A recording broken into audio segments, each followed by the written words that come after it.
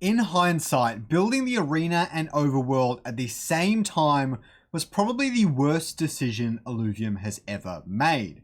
And it's never been more obvious than it is right now. Originally, being a fan of competitive Pokemon, I thought it was a really cool idea. Adding an endgame and competitive scene is great for a video game's longevity. The problem is that if no one gets involved with your game or IP in the first place, then you could spend $1 billion on esports and other marketing, and it won't mean shit. But now we are getting leaks of what they could potentially do with the overworld to turn it into an MMO-Lite, which has always been the preference of the crypto gaming community in particular. Now, only 2 engineers have been working on this breach prototype so far, and it will be hopefully 10 plus by the time May rolls around. And I want to show you this because it's actually really exciting for Illuvium's future, and I'm going to explain exactly why it matters. We could take a look at this first leak here, where we can see a beautiful environment based on the Brightland Steps environment and assets that have already been built by Illuvium. Now I'm turning up the volume for that a little bit. This is also good proof that it won't just be the same regions being featured in this upcoming MMO-Lite. They've got the ability to build out new environments and setups really, really quickly. This is 2 engineers, took them like a month or 2. Imagine if you had a ton of engineers and they were doing this full time. We say 2 engineers, but they'll probably be doing heaps of other stuff while they've been doing this, okay? So it's really cool that they could take all the assets from Crimson Waste or Abyssal Basin, Halcyon Sea or whatever. They could put together these new levels really fast, really rapidly, and just get them set up for this brand new game mode and then for the MMO-Lite, of course. It also means that maybe in the future, we could even have procedurally generated environments. And as you can also see in this scene here, the Ranger is holding a weapon. And we're going to show more of that in just a minute. But here are some of the creatures they're also working on that are going to be, you're going to be battling against them in something like Breach, but probably mostly in the MMO-Lite, and they're also going to feature in the arena as well, okay? Now, they're not as nice as all of our Alluvials, obviously, but I actually really like the design. I like how they're clearly based in the world. They look similar. They look a little bit more simple. They're more like, I kind of see them as like minions of a Dark Lord sort of thing, but this is the tank one. And then we've got some of the other ones as well. This one looks to be what I would assume is maybe the rogue one, potentially the fighter one, but I think it would be the rogue one. This one's my favorite by far. Looks really, really cool. I don't even think it's like fully rendered out. This one is what I assume is the empath one. That would be the scion one. And then the fighter one kind of looks like a Doka, or at least has the kind of like the same hairstyle. Anyways, I hope they keep building it out and then like enhance them a bit, but they're like faceless creatures sort of thing. Kind of like a gargoyle. Actually makes a lot of sense for this evil entity you're facing off with your alluvials by your side. So I think they're really, really cool, but it's proof that the artists can spin up new assets quickly. I've been like seeing a lot of the different Breach stuff internally from the council for a very long time. These things came out of nowhere. I had no idea these existed. They're not even in their prototypes for Breach. And so I think these might have taken like a month and a half tops to just like whip them up for probably like 1, maybe 2 people.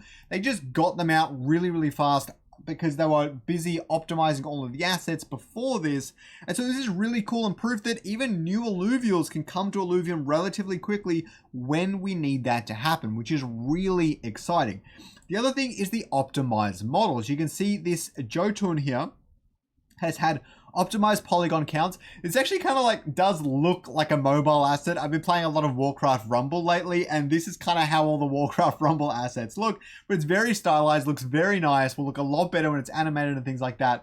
All the fur is kind of baked in now. It's not so much all the hair follicles and things like that. So this asset is ready for mobile. This is a mobile-based asset. There's a mid-tier one for lower NPCs as well, and your high-tier one if you want to go absolutely crazy with graphics. That's got optimized as well, and the little Tiru there, the Mule.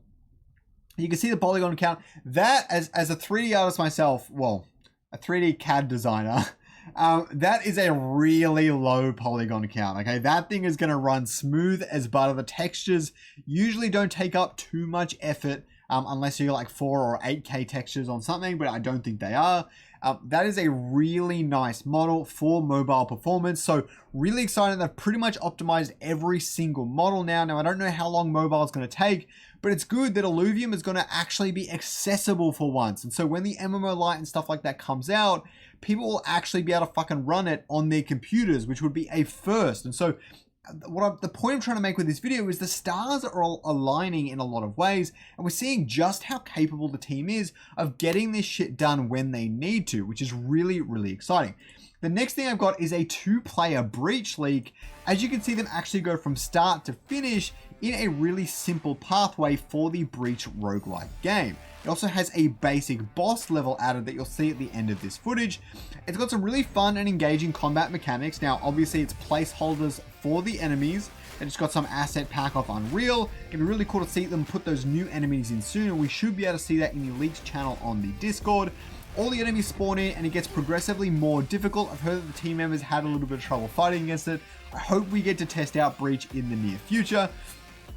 But one of the big things this one is currently missing is it needs nuanced weapons. I'm a big Monster Hunter fan. Monster Hunter takes it to the next level where every weapon has like 50 different moves and is very complicated, and learning the depth of the weapon is quite interesting. But this just does need more. Obviously you need a rifle, a sword, maybe an axe or a hammer or something. I don't know. You need to definitely take it a little bit further than it is right now. That goes without a date. But really, it shows their basic gameplay mechanics, the roguelike features where they're getting buffs and things like that, and they're facing off against waves of enemies, and the enemies are attacking them back. And the AI for the enemies actually makes a little bit of sense as well.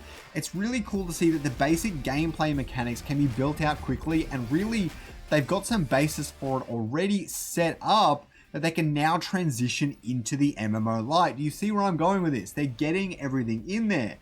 The other thing is this leak right here where we can see they got 4 players in the multiplayer all working together, and I've heard that they're playing internal tests all the time where they're just playing together, having fun, and they're really enjoying the game. You can finally play Illuvium with friends. Now, I hope we don't have to wait for the MMO-Lite for multiplayer. I hope it comes to the overworld so we can run around with people and things like that. That would be a lot of fun. But the other thing is that Illuvium just hired 2 co-game directors for the MMO-Lite, which is something Illuvium desperately needs. People complain a lot about Illuvium not having any game design experience, and that's true, although they kind of do now since they've been at it for 3 or 4 years. But Aaron is going to be moving over to be the game director of the arena, and these 2 new game directors are going to be heading up the MMO-Lite. So Stephen Clark is going to be on systems and progression. Very important role. I'm kind of glad they have just one person focused, laser focused on that as a directive. And then Trevor, who will be on story, quests, and world building, which is really important to get people engaged with the universe of Illuvium. So Steven's background spans 10 years in the MMO space, guiding projects at CCP Games for EVE Online and Mainframe Industries.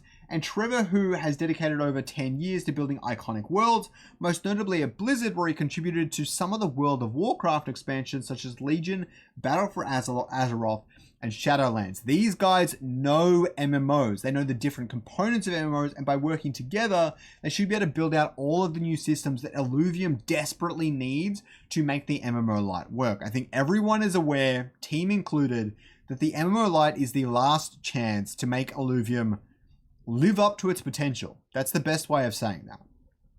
If the MMO-Lite does not have critical systems in there, like critical progression systems, good retention mechanics, a great story and driving factor for you to play the game, then it will flop, and Illuvium probably won't survive that long after. Now, the arena is great, and I hope it's successful as well, but the MMO-Lite is really what will take Illuvium from 100,000 or 200,000 potential players up to millions of players and enough revenue to be sustaining as a business. So this is really exciting that Illuvium is putting everything they can into making sure that this game has the right people designing it.